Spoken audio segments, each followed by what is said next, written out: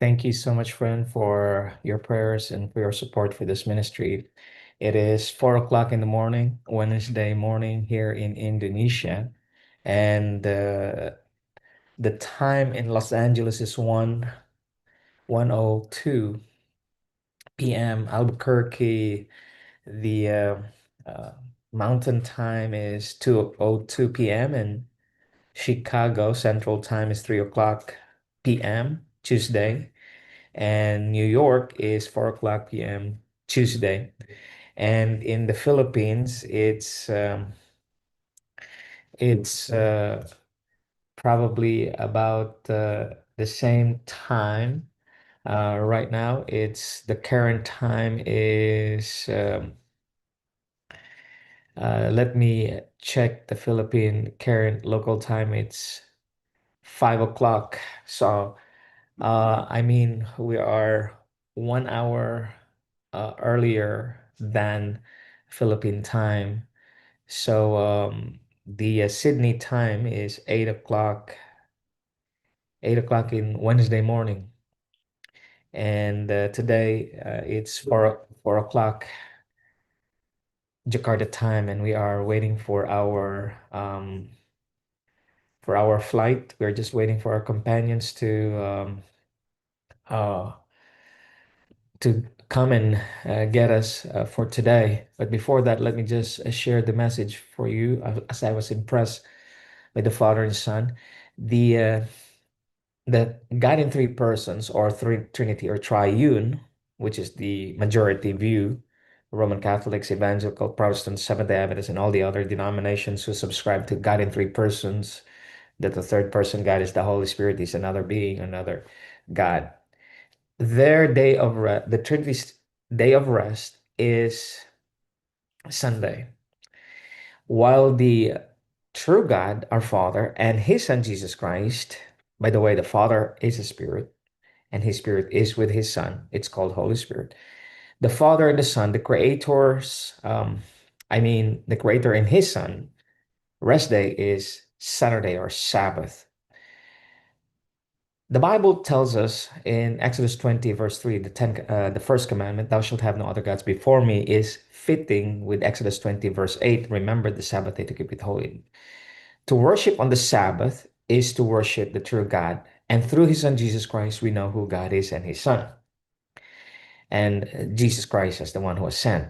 So Sabbath is to worship the true God, our Father, and exalt his son Jesus Christ. While the false Sabbath, Sunday, which is the majority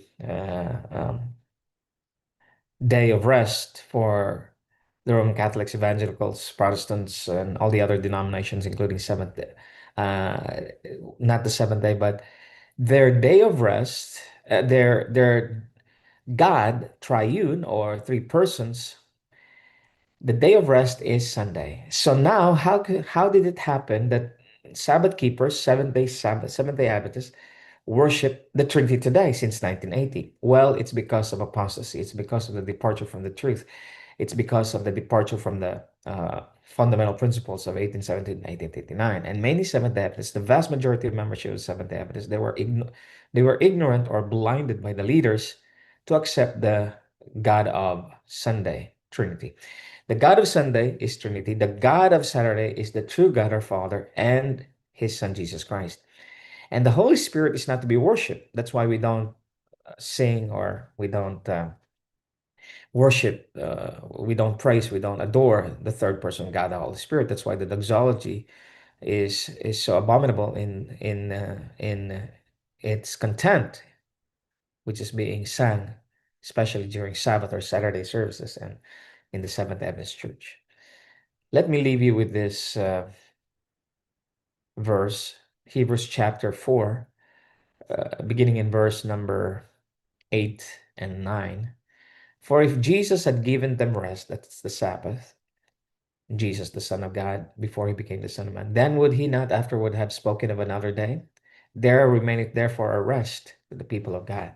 Saturday is still the day that the Father of Christ, the God of Christ, had made through Christ. God, our Father, created all things through his begotten Son, Jesus Christ. Therefore, there remaineth a day. So, Sabbath is to worship the true God. But so today, the General Conference Corporation of the Seventh Adventists worship on Saturday, which is correct day, but they worship the Trinity. They praise and sing to the third person God, the Holy Spirit, which is not supposed to be. So this is confusion in the Seventh Adventists. The church has been confused within.